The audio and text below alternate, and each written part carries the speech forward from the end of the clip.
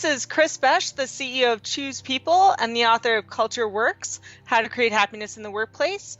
And today on Dov Baron's Leadership and Loyalty Show, I will reveal the 3 key ways to create emotional intimacy and achieve 26% fewer mistakes. Stay tuned. Congratulations! You are tuned into Dov Baron's Leadership and Loyalty Show, the #1 podcast for Fortune 500 executives and those who are dedicated to creating a quantum leap in leadership. Your host, Dov Baron, is the founder of FullMontyLeadership.com. He's an executive mentor to leaders like you, a contributing writer for Entrepreneur Magazine, CEO World, and he's been featured on CNN, Fox, CBS, and many other notable sites. Dov Baron is an international business speaker who was named by Inc. magazine as one of the top 100 leadership speakers to hire. Now, over to Dov Baron. Welcome, dear friends, fans, and fellow aficionados of leadership excellence. Thank you for joining us on this episode of Dov Baron's Leadership and Loyalty Tips for Executives, part of the Full Monty interview series, where today we'll be looking at the secret ingredient, the secret sauce that makes a delicious culture. Yum, yum. If you're a new listener, new viewer to the show, thank you for joining us. Strap yourself in. We're about to go full Monty. If you're a regular, thank you for making us the #1 show globally for Fortune 500 listeners. With over 2 million downloads and plays, we're honored and grateful to be cited by Inc.com as the #1 podcast to make you a better leader. So thank you for sharing the show with everybody you know. Listen, there are over 1 million podcasts out there right now on iTunes. Over 1 million. Thousands of them are focused on business and leadership. But there's only one show that's focused on what's at the heart and soul of business and leadership. And you're tuned into it right now with me, your host, Dov Baron. Remember, we'll always need your help to stay relevant, so please get yourself over to iTunes, rate, review, and subscribe to the show. All right, let's strip it down and dive right in. As a leader, whether you're a CEO, someone in the C-suite, sales leader, entrepreneur, or a leader in any capacity, you know that today, more than ever, being a leader means creating and developing a culture where people thrive. But how do you do that? Particularly when you realize that the nap rooms, the espresso bar, and the ping pong tables aren't working. How do you get people to connect to the work, to the culture, to each other? What is that secret ingredient? Well, you're about to find out. Our guest today on this episode is Kris Boesch. Kris is a TEDx speaker, the CEO and founder of Choose People, a company that transforms company cultures, increases employee happiness, and boosts the bottom line. Choose People, the Choose People 360 Culture Audit is based on over 1,000 hours of research conducted with Industrial Organizational Psychology Department at Colorado State University. She's also the author of an outstanding new book right here in my hand. There it is. And it's called Culture Works, How to Create Happiness in the Workplace. Prior to Choose People, Kris was the CEO of Exodus Moving and Storage. Now, under her leadership, Exodus became the largest movers in northern Colorado with a 40% less turnover rate than the industry average and twice the bottom line of that same average. Kris has been featured as a workplace culture expert in Inc., Entrepreneur, and Forbes. So, ladies and gentlemen, please put your hands together and welcome Kris Boesch!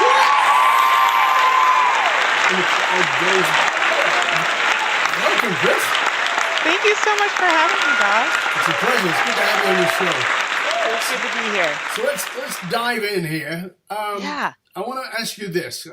Leadership, I want you to tell us what you were trained, so not where you are today, what you were trained to believe leadership was. So, we all got that original training of what, and I think it's important for us to realize there's an evolution because a lot of people are stuck. So what were you trained to believe leadership was? I think that's such a great question. I was trained that leadership really was like you knew everything.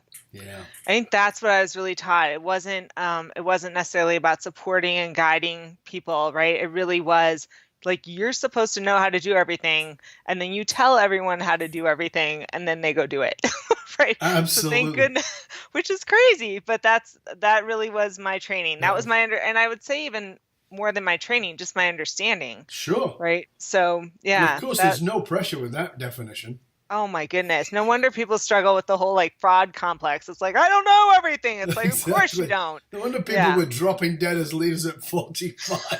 We're like, ah, So it's too what's your much. definition today? Definition today. My definition today of leadership really is, um, and it's and this is a whole conversation, right? People talk about the difference between leaders and managers, and I actually think that's a little bunk. But at the end of the day, that right, it does look like guiding, supporting, and really helping people be their best selves within the context of being a conscious community Yes. brought together, to fulfill on a shared purpose. Now, right there, I mean, you're getting into some pretty woo shit right off the bat. Of course. Conscious culture? Come on now. I mean, we've got CEOs listening to this show like, okay, well, it's conscious culture stuff. How do But they're you, listening to your show, Dob. There's got to be something there. I would hope so. But I mean, there are, as well as I do, there's going to be a lot of leaders out there that are going to go, conscious community. What has that got to do with the bottom line? What has that got to do with, how do you address that when that's thrown at you? Because I know you use Right. that term. When you come up with conscious community, do you find that sort of gets the donut, meaning the glazed look across the eyes? It's interesting with conscious community, not so much. And usually, the folks that I'm having to talk to about the conscious community piece are the folks who have gone too far, where they're like, we're family. And I'm like, no, you're not family. Like, you don't want that setup. But again, where you're a conscious community brought together to fulfill on a shared purpose. But the piece that I tend to get the glazed donut look is when I start talking about happiness, of employees, where people are like, yay, happiness, woo woo, like rainbows and butterflies. Like, seriously, Kris, like, I'm not in charge of making people happy, right? They have a good job, they should call it good. And I'm like, you know what? It's true. You cannot make people happy, right? You just can't. However, you can create an empowering context within which they can be happy, and that is your culture. And there's a huge return on investment of happy employees. And I speak to the bottom line and the whole calculation of kind of how that works. And I could speak more to that, but I mean, I talk about, the importance of the profitability as it relates to your culture all the time. Absolutely. Now, one Yeah. of the things you speak about that I just love, and of course the book is based on it, and it's a really important focus, again, is quite controversial within our concept of it. And I think there's a depth of misunderstanding of the term in and of itself, but you speak about emotional intimacy in the workplace. I mean, I think there's a lot of people who, I mean, even if I go back 20 years ago, when people said passion, they thought sex. Now people Right. don't think sex. Well, I think they do think sex, but they also can put it in the context of doing something you love. Right. Emotional intimacy, for most people today, still has that context of this is a very, this is an intimate relationship between lovers. And emotional intimacy in the workplace is likely to set off the bells of every HR and Right. every legal Yes. department in in a company. Talk to us about emotional intimacy in the workplace, and particularly in overcoming that barrier of perception.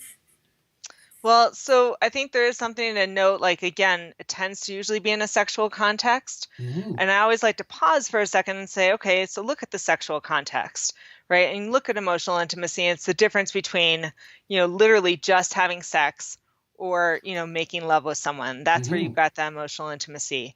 Well, we talk about emotional intimacy in our friendships, right? When you're like sitting around a campfire, around a kitchen table, and just where like hours go by and you walk away just feeling so fulfilled, like that's emotional intimacy. And so in the workplace, it really is the difference between, just clocking in or just having a job as compared to being in a place where you really feel like you make a difference, that your contribution matters, that you feel included.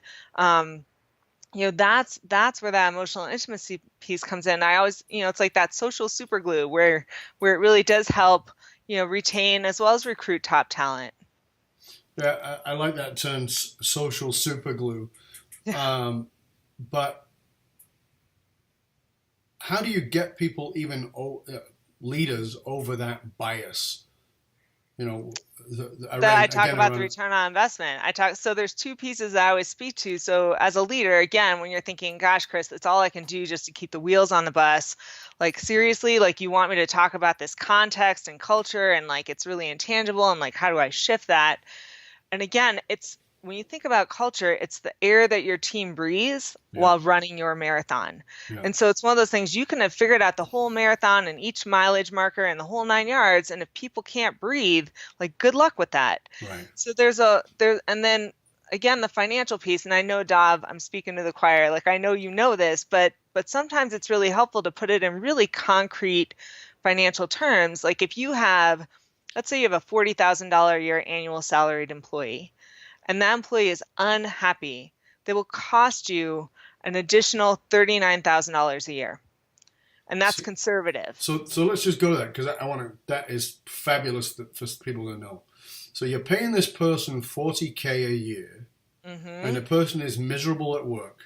Yes. So you could say, okay, they're miserable at work. They're less productive than they should be. They're disengaged, even at the maximum of 70+%. So they're only producing at 30%. Still not costing me 40 grand a year, but you're saying an additional 39 grand. Right. A year. So it's costing you 80 grand. Right? Exactly. Basically. So tell us about that. How does that work?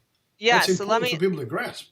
Right. And I'll tell you like what goes into those numbers. Let me just tell you though, the flip side, right? If that same employee were happy, they would be contributing at least, and again, these numbers are conservative intentionally because I don't like anyone blowing smoke up my skirt, right? But it was, $21,000 a year. So it's one of those, if you can take someone from unhappy to happy, it's a 1.5 multiple of their salary. Again, profit. I'm not talking, right? We all know the difference between the top line and the bottom line. It's very, very significant. Yeah. And again, the thing I also want to point out here is you might be like, well, Kris, it's not that my employees are terribly unhappy, but at the same token, no one's like clamoring to work here. People don't love it. They like it well enough, but they don't love it. So the good news is you're not losing that 39, but you're also not gaining that 21. You're not leveraging it. And so back to kind of where did those numbers come from? Sure. And again, everyone should be asking this question, right? Like and it comes from a lot of different research studies. And I do want to say, on our website, we have a downloadable document that gives you the calculations, and there's even a calculator for your own company. But what comes into that, and again, people know about turnover. They know about absenteeism. They know about, right, if you have an unhappy employee and they're really upset, like you could potentially have lawsuits. But I think one of the things that we don't really think about, even though people say, oh, a toxic employee can cause all these other people to become bad apples, that whole shindig. But like, really think about that. Like, what's the cost of that? Mm-hmm. So you have someone who's really negative and the impact on, 5 other employees, because we know that emotions are contagious.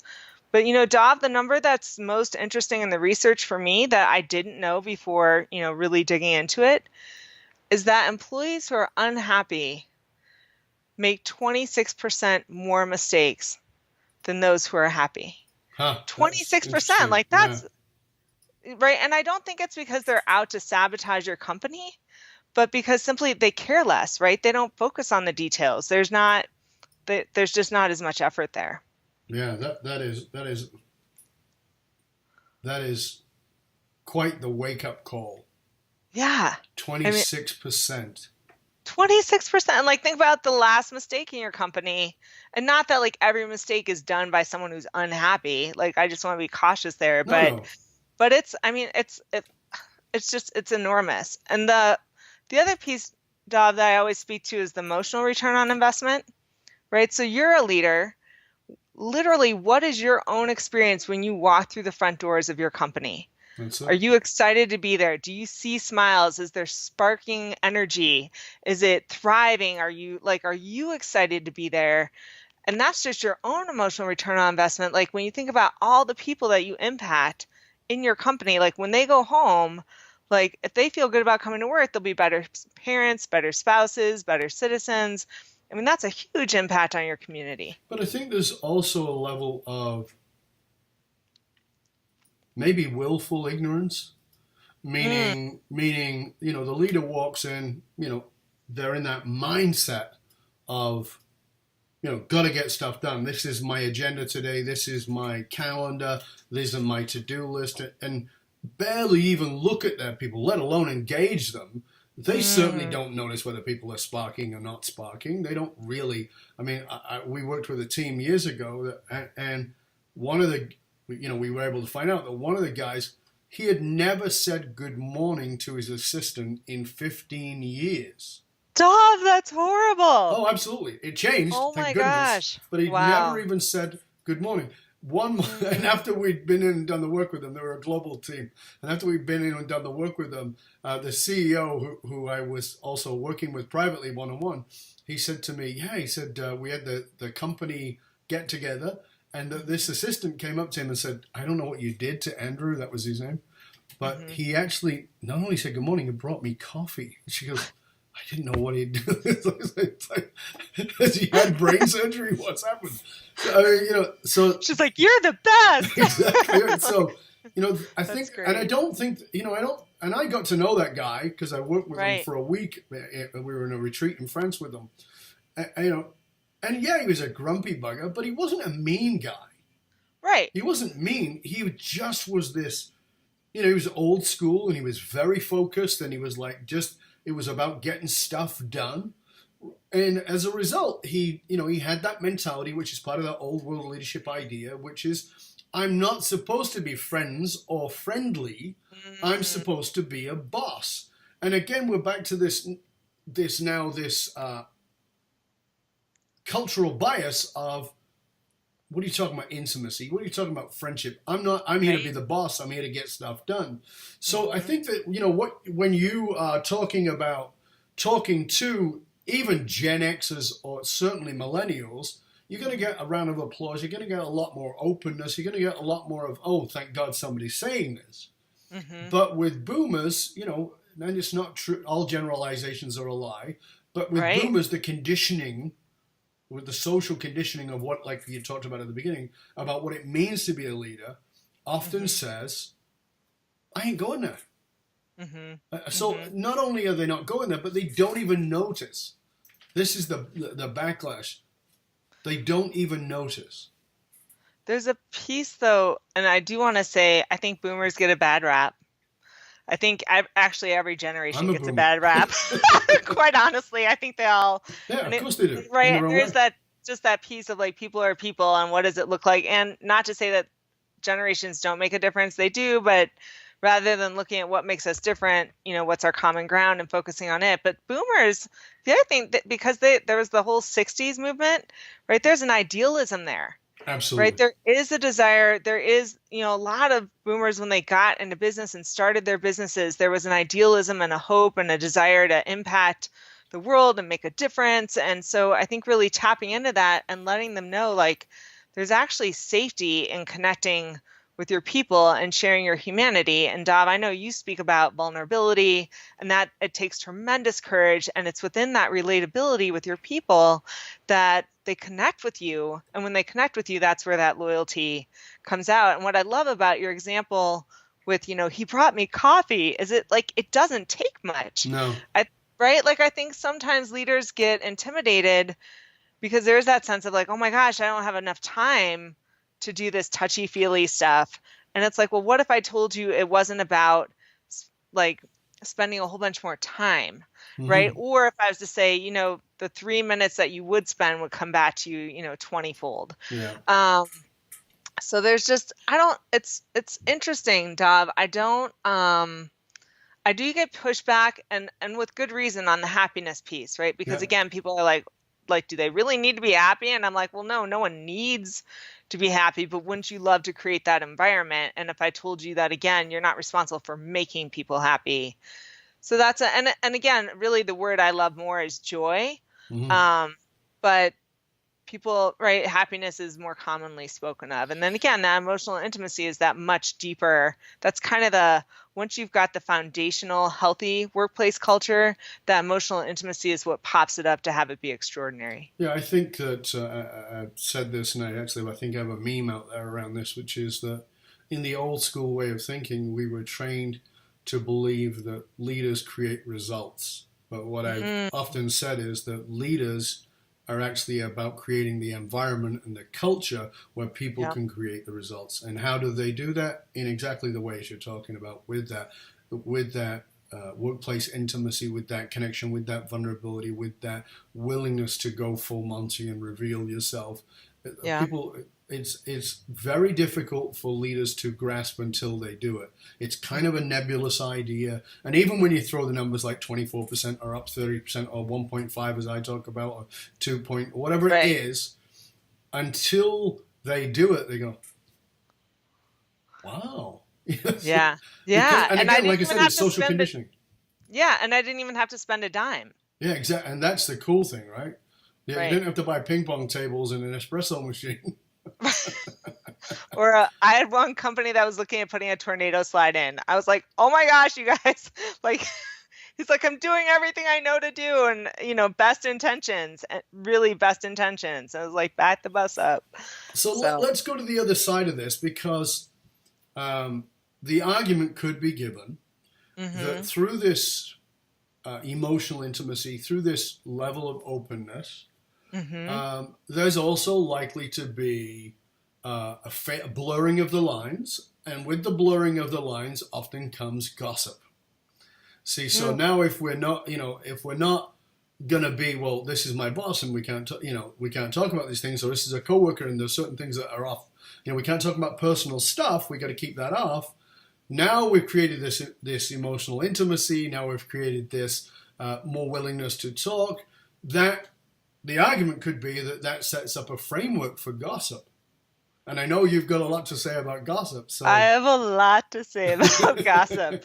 I would actually suggest, right, the other environment, the one where people aren't connecting in a real deal way, where they really know each other, creates much more gossip, because gossip tends to come from a lot of competitiveness is one piece of it. And honestly, it's a way that people try to create emotional intimacy when it doesn't exist, because now the two of us are bonded over how we're better than whoever this third person is.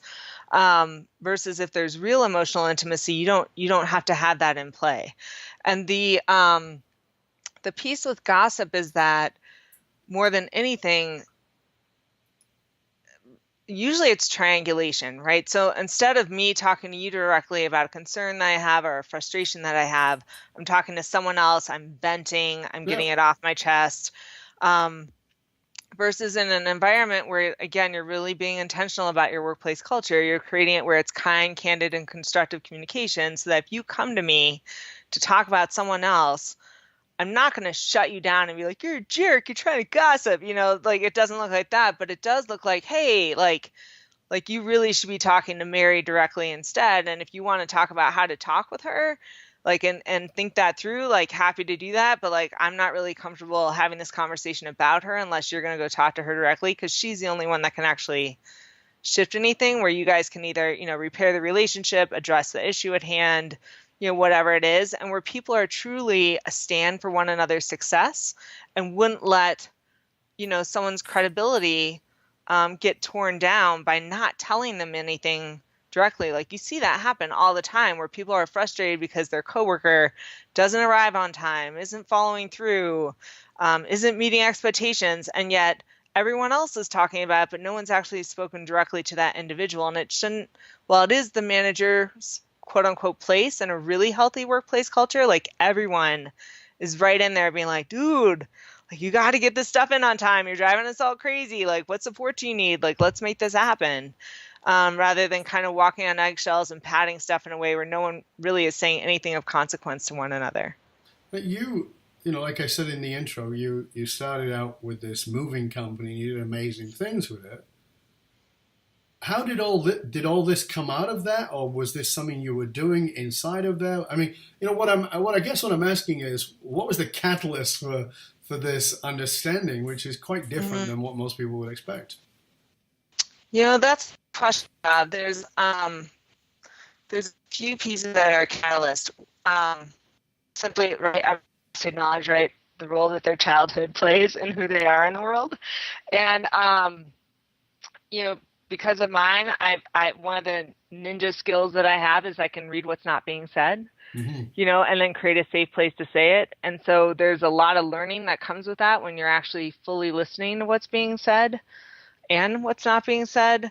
But then from that, I actually had a great opportunity before I was at the moving company to work in a consulting firm where we were helping public leaders move forward on major issues like race relations and healthcare and government relations, believe it or not, back in the day between Russia and the US. And so that informed a lot of my learning, and I had a great leader on that team who was an incredible mentor. And so then when I got into the moving company, while I had no background in the moving industry and had no idea what a tractor trailer was, I was like, is that a tractor on a farm? That has I just didn't know what I didn't know. Again, there was a witnessing and a watching and a listening, as well as a tremendous amount of urgency because it was such a cluster. To get things turned around. And again, I reached out to mentors, I read books, right? I'm a learner, right? Everyone who's listening to your podcast is a learner, else they wouldn't be on here. Yeah. And again, just right, as with anything, seeing what works and noticing wow, people this bonding between people, this camaraderie, this sense of connection. I mean, that's what ultimately we're all looking for, that sense of meaning. In our lives, and especially also in our work, right? People do, we have to have work-life balance. They're two separate things. It's That's are you kidding me? Absolute nonsense. I know. It's 2,000 hours of your life is part of your work every single year. Make it meaningful. So I guess and then I did the research with CSU, as you mentioned, and that just gave me a whole nother level of understanding.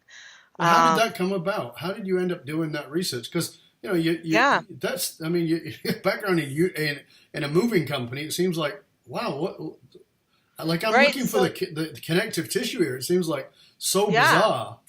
So I was running the moving company, and this is, again, back before culture was even a topic, right? No one was even talking about culture. And at the time, I talked about it as the employee experience. And I just, again, once we got things turned around, I was actually even before then, I just got this clarity, okay, everything seems to fall into these three pieces that if you think about on a triangle, I know some of you are physically watching this, some of you are listening to it. But at the top of your triangle, you have the financials, right? You've got the money, and you have to be financially successful or you don't have a company. Absolutely. At the same token, I'm sure we've all done this where we've played with our little spreadsheets of dreams. And unfortunately, the numbers don't create the numbers, our people do. Right. And so then I was like, okay, well, you hear about customers and repeat referral and word of mouth and customer satisfaction and on and on and on. And how do we make our customers happy? And it's yeah, but who's making them happy? My employees, they're the ones taking the piano at the switchback staircase. So if they feel good about coming to work, they'll take good care of my customers, who in turn will take care of the financial health of the organization. And that's what worked for us. But then, so we did that, for years, and again, got the culture to a great place. And I was like, why aren't more organizations focusing on this? And I was like, my experiences with one company of a single size in a certain industry, blue collar in a certain state. And I said, I want to know what makes employees feel good about coming to work, which is different than engagement and satisfaction, feel good about coming to work, regardless of size, location. I mean, it is within the U.S., True. right? It is U.S. work culture. And that's when I reached out to several people at the university that was in my town. I used to live in Fort Collins. I'm in Denver now. And said, and it's funny, it took me a while, Dov. I started with the people I knew, and it was real serendipitous how I ultimately got to the industrial organizational psychology department and their help. And I just feel incredibly blessed and lucky that came to be. So phenomenal. Yeah. And then Choose People a year after we did the research for a year, and then opened the doors of Choose People once that research was completed. So fantastic stuff.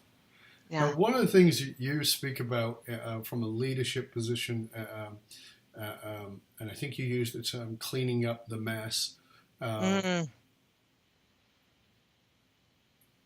a psychology point of view, which is more my background, one of the things that is the most difficult thing for many human beings to do is to apologize. I think that some people who have such a horrendous time with actually apologizing that they just can't do it. Other people can do it, but they can't do it with any integrity and depth of meaning. There are also a third class of people, which are, I'm going to be mean here, who are Canadians. Stop. I know, I'm teasing everybody. But what I mean is that, there's this propensity to apologize without actually thinking about it. Just, somebody bumps into a Canadian and the Canadian says, "Oh, I'm sorry." That's what I'm joking about. So there's those different categories. And then there's a very small portion of people who actually have the self-worth and the integrity to recognize or be willing to be open to be told when they were off, and then genuinely, authentically, with the depth of being, apologize. Now, you speak about the need for apologies and the need to clean up the past with that. But, this is very easy to put out there. Well, you need to apologize. But if we don't look at the deeper psychology around those categories I just gave, this can be quite the challenge for people to actually own, I messed up or I'm causing damage. How do you address that in the cultures? Dov, maybe I'm lucky because while I get that you see for a lot of people, it's hard for them to apologize. I had people tell me, like, there's no way they'll apologize. Those people won't apologize. And the reality is, if you sit down with that person and as, in my case, your case, as the consultant, which I wish there was a different term for us. Me too. Right? Yeah. But you are a stand for their success. You care about them. You're not carrying judgment. And I can tell you how many mistakes I made, right? And learn from them. That's the other reason why I know what I know is the mistakes that I made. And there's a piece there of, like, as the leader, you are the one to own it. You get to own the success, and you get to own the failure, and you get to own the challenging culture, and you get to own the extraordinary culture. And there's a piece where I will have, leadership will be like, we need to have an extraordinary workplace culture. I'm like, sweet, where are things at now? And by the way, we have to own that before we can move on. Otherwise, people keep referring to the past. And the person to own it is the head honcho, is to acknowledge, like, listen, we are here because I've allowed for it. We are at this place in time because I've given permission for us to be here, and I don't want that anymore. And here's the impact that it's had, and here's the vision of what I'm looking to create. And sometimes, Dov, it looks like walking through talking points, like literal talking points that, again, I'm like, if it's not genuine, like, don't bother.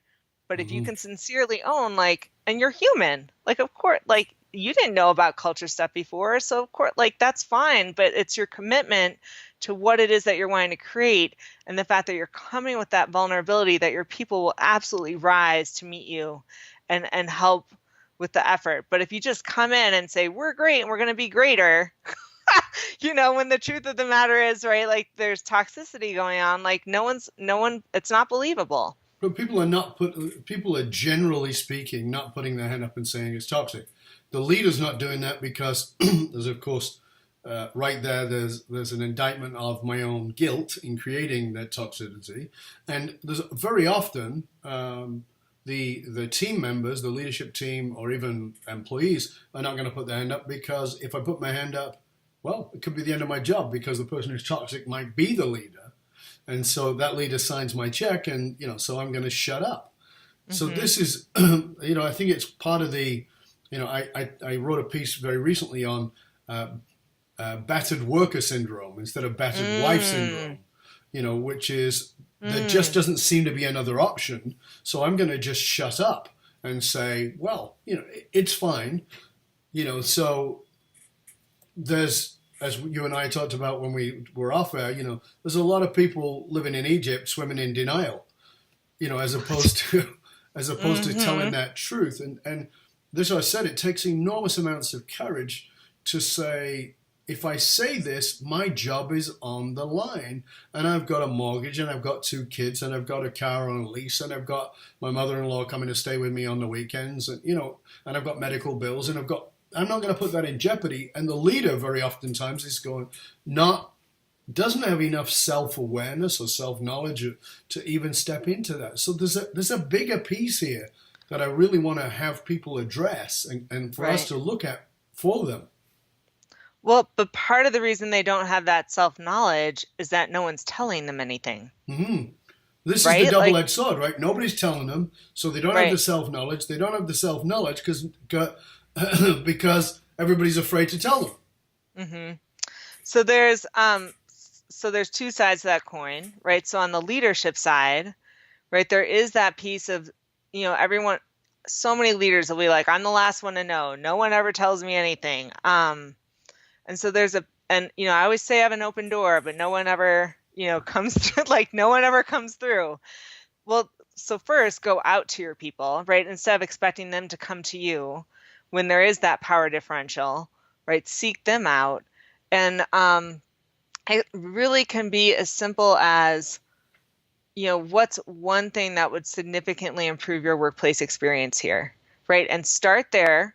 And if 9 people tell you nothing, it's great, I love it, it's perfect, don't change anything, and one person says, if we could get more Snickers in the vending machine, right? Like they just give you this like tiny little breadcrumb, then the next time you get your people together, right? I always say praise that which you want to see, right? Absolutely. So at the next meeting, you say, hey, I went around and I asked all of you what was the one thing, and I really want to acknowledge, George for telling us like we need more Snickers. I'm making that happen. And I would actually love to hear more and even deeper. And the more you bring to me, the more I'll appreciate it, right? Because then you're actually saying, no, I really do want to hear. I really do want to know. And you might have to start small. You might have to just take the little breadcrumbs that are given to you. On the employee side, there is this piece of like, listen, you have choice in the matter, right? You have 2,000 hours of your life that you're spending here. And if you're telling me you're miserable, you are choosing that. Yeah. And there's a piece there where, again, your boss, your leader is not, he or she is a human being that's trying to do the best they can with the information they had, and you are withholding information. And Yeah. that's not fair. And it's not, and again, if you go at it with like, this place sucks, like it's not going to go so well. But if No. you go like, hey, I know you really care about this company and the people that work here, and something I don't think you're aware of is that when you do this, say that here's how it lands, and it's hard on morale, and I know you wouldn't, that's not your intention, but that's how it lands. Yeah. And I'm sure you've seen this too, Dov, the people who have the courage to go there end up often, not always, but often becoming the trusted advisor of leadership. Yep. Right? So there's that piece, but not the gossip, not the person that you're like, what was said in that meeting, right? Like you're not creating that dynamic because No. that's a whole nother. But I think even naming it, Dov, that's half the battle. Is like if the leader comes and says, you guys don't tell me anything. I think you guys are probably scared of me. And Right. you're probably scared of me because in the past there's been moments when I've done this or I've said that and it's made you guys nervous, or it could just be the basic, social expectation around power differentials and bosses. And Absolutely. I'm here to tell you, like, the people who are going to be successful here are the people who are willing to be straight and kind in their communication around how we can be better. So I tell look it. forward to hearing from you. Yeah. Tell us. We're all in a process, and this is one of the things again about leadership. We don't know everything. We're never going to know everything. Mhm. Tell us a place where you are struggling in your own business, where have to push through. What is something that Yeah. you have to face? Dov, I just had some insight over the weekend, which is always a blessing. But it's interesting, Dov, right? Because I could present to thousands of people at a conference, and I love doing that. I love having Sure. that impact. I love, but there's a part of me that is truly an introvert. And and so there's a piece there where back when I used to have the moving company, we would network like there was no tomorrow. Network, because you could never make someone move, but you had to be top of mind when they needed to move. Right. And with my company, I pulled back on networking for a few different reasons, but one, because I just really didn't like it. Right? Like it just wasn't like I could do it and I would meet people and I would enjoy them, but I'd be very exhausted afterwards. Mm-hmm. And so I just got some clarity this weekend just around like, I'm all about emotional intimacy, right? And I really do love one-on-one exchanges with people. And so what would it look like to create more of those? So instead of marketing, right? Marketing on social media, you let everyone know about your new product or service or whatever it looks like. And it's like, what if I just focused on building a few, one-on-one relationships with people that I want to get to know better? And for whatever reason, I want to learn more about what they're up to in the world, or, I do think they could benefit from my services, but you know what? The truth of the matter is I don't know till I actually get to know them. Right. And so doing a deeper dive, but having to break through my own introvertedness a little bit, and then also just right with marketing, there's so many opportunities and ways you can go about it, and you have to focus. Yeah, it can You be have to overwhelming focus. for sure. Yeah, and so that's just something super recent. I mean, I've had other much bigger challenges, Of but that's the course. one that just But is very to present reach right the now. level of success that you've reached, I don't think any of us reach any level of success without being challenged. And challenging ourselves. What is a Right. belief that you had to really examine and maybe even overcome in order to Mm, reach the level of success that you've reached, to reach the level of notoriety and recognition that you've gotten to? um, I'm trying to think if it's a belief. I can tell you I had to stop being attached to what I thought people wanted and really be present to what people needed. Mm-hmm. So when I first started Choose People, we were going to be the seal of approval that went on products and services to say this product or service was made by happy employees. And I was told many, many times by many people how that was such a brilliant idea, which made my ego just so happy. Right. And then you go to sell it, and the companies that had extraordinary workplace cultures were like, cool, let us know when someone knows who you are. And then the people who were like, there's no way we could get the seal, were like, can you help us? And it was such a struggle because it was really important to me to have scalability and have a big impact. Mm-hmm. And I was like, gosh, if I go straight into the consulting world, I feel like I'm going to have less impact. But I want to help these people. Right. So it was this real interesting tug and pull. And I had to, there was a piece of like giving up creating a revolution that I Really? was like, no. But then honestly, with the book and the workbook and the book club with the Culture Works, that's just something I've been able to do here recently. That's the impact revolution potential that I'm super excited about. Phenomenal. Do So, my work is about finding and operating from a place of what we call soul purpose. And for me, the mm, soul purpose, the soul, if you will, of the leadership and the business in general is its people.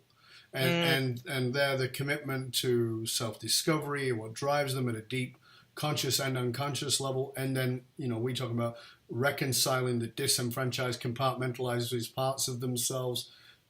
For me, that's what the soul of leadership is. For some of the people that I mentor, coach, the people I work with, and I, by the way, have a ton of respect for them, but they feel like leadership, the soul of leadership is maybe influence. mm. What would you say is the soul of leadership for you? What do you think it is? What's at that Really, soulful level with it? it really is being committed to helping people be their best selves and like Mm-hmm. become self-actualized, within your organization. I think that's, and I think, right, there's a piece of that some people may not able to be in your organization. So you set them free, right, Right. to do it elsewhere. But there is that, if any of your listeners, and I'm sure they have had an opportunity to work in an extraordinary workplace culture, the joy and fulfillment and sense of purpose and your contribution, and knowing that you're known personally and that your contribution matters and you feel part of a tribe, like it is an unbelievable experience. Absolutely. And so I really think being committed to, ultimately you are helping these people self-actualize Right. through their work experience. Mm-hmm. What Hmm. would you say? Again, I think that people who rise through the ranks, Hmm. in whatever form it is, in my experience, they tend to be a little bit obsessed. When I say that, I don't mean that in a negative sense. I mean, the things that they're obsessed about, it's something they can't avoid, meaning that obsession shows up in a movie. They have, that's the part of the movie they'll talk about. It's in a book, they talk about it. If there's a talk, a TED talk, that's the thing that they have to, if there's a conversation going on across the room and they hear it, it's like, it's that magnet that pulls them. What would you say is your obsession? Oh my goodness. As you were saying that, this is what's hilarious. Initially, I was going to say dogs because I just love dogs. Like, it's ridiculous. It's so, but I love stories. So I listen, like, I love The Moth. I read, in the newspaper that I read, there's a story section where it's people's personal lives and an experience that's really impacted them, and like where they, there might be a lesson or something. I live for that stuff. I could eat that stuff all day. My podcasts are all around, people telling their stories of how they've learned what they've learned and where they've come to be and why their mythology is the way it is. I mean, it's just so tell us a story. I eat that stuff up. Tell us a brief story about what you've learned from your dogs around culture. Oh my goodness, Dov. By the way, you guys, he doesn't like give these to you ahead of time. No. So just like there's no just so you know. Yeah. So what have I learned from your dogs or interacting with your dogs that has taught you about culture or in the context of intimacy? Because I think about your book, Fiercely Loyal. You want to talk about a dog, they're fiercely loyal, right? Absolutely. But whether they get treated well or not, unfortunately, I think. Oh my goodness, Dov. I can come back to it. Yeah, you might have to come back. Like, I'm just thinking, like, so there's a beautiful dog park where I live, and I go for a 2.5 mile walk with my dog around this river.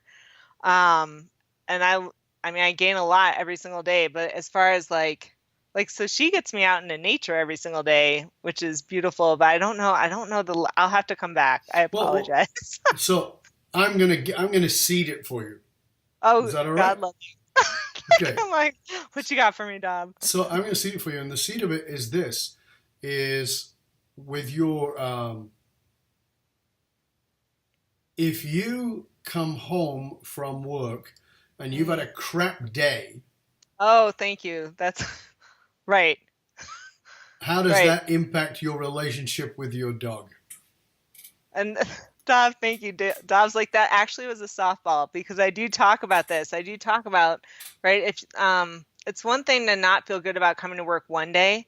It's another to have it be like every day. And when you come home, and whether it's your kids or your dog or your spouse, like, you just don't show up as your best self. Like, you just don't. And there's even days, back in the day when I was having a more rough time with work where my dog's like, yeah, thanks, Mom. Like, I'll walk myself. Like, it's been real. Like, go do your own thing. And within that job, we literally measure, our culture audit literally measures, do your employees feel good about coming to work? Mm-hmm. Because we are looking at how they feel about going home. But I was talking to a potential client about what it was that we measure. And she just got this stunned look on her face because she's like, seriously, she's like, you measure if people feel good about coming to work. And I was like, well, yeah, that's what we're measuring. How do they feel? Mm-hmm. And she said, that's really interesting because at my last place of work, there would be days I'd rather get in an accident than arrive to work. Huh?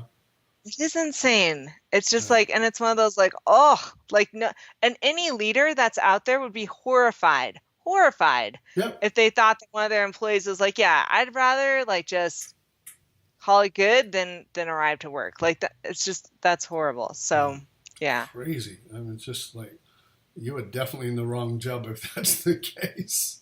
Yeah, well, yeah, it's clearly not a good fit. But and again, for her, it was a toxic work environment. And in all fairness, in some places, it can be toxic for one person and really healthy for everyone else. And it's not a good fit. No, it's about recognizing that. And as leaders have to have part of our culture be the assessment to recognize people who are in the wrong place.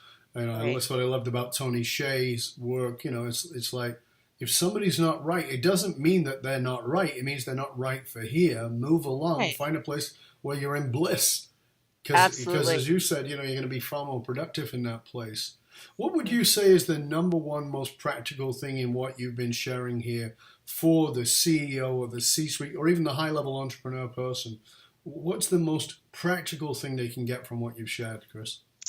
So the most practical thing, everything that I do around culture work is that your people want to feel like they're known as people, as individuals. They want to feel like they matter, that their contribution matters, that if they slack, it matters. If they go above and beyond, it matters. And again, if they're slacking, there's that witnessing of like, wow, you really seem like you're struggling. What can I do to support you? And then also included where there's this sense of tribe and belonging and shared identity and interdependency awareness. And so that's really the, like, literally, if you just sit down and think, okay, how would my people feel like they're known, right, as individuals? How would I actually get to know them as people? And have them feel like I genuinely care about them as people. And again, that genuinely is really important, Very important. you know, and then have them feel like their contribution matters, where they really understand how important their role is to the success of our organization. And why does it even matter that our organization is successful? And is that right? And I know you talk about purpose and profit, and I talk about money and mission, and it's same within there, right? But why does the money matter? Because if you're talking about constantly growth, well, why does it matter if you grow? And then again, that creating that sense of camaraderie and connection between co-workers, between departments, Absolutely. And the whole 9 yards. So, Yeah. yep. So as a final question regarding this, I want to ask you, it's only very short, and you get to put something on the gravestone. What's it going to say on Kris's gravestone? Oh, Besides dog lover. right. Besides dog lover. You know, it probably would just say thank you. Very cool. That is actually a very cool answer. Thank you so much, Kris. It has been great having you here. This is a fabulous conversation. Really appreciate everything that you've shared with us. And, you know, I want you to please let our listeners, our viewers know where they can find out more about you, find out more about your company, potentially having you come in and work with their organization. Please share with our people where they can find out more about you. Yeah, thank you, Dov. Probably feel free to connect with me on LinkedIn. I spend quite a bit of time there. And then my website is simply choosepeople.com, like choosing between this or that. So choosepeople.com. And you're also welcome to email me directly, just Kris with a K at choosepeople.com. Fabulous. Thank you so much, Kris. Like I said, it's been a pleasure and honor to have you on here. And again, I say this to our listeners and viewers all the time. Please don't just listen to this.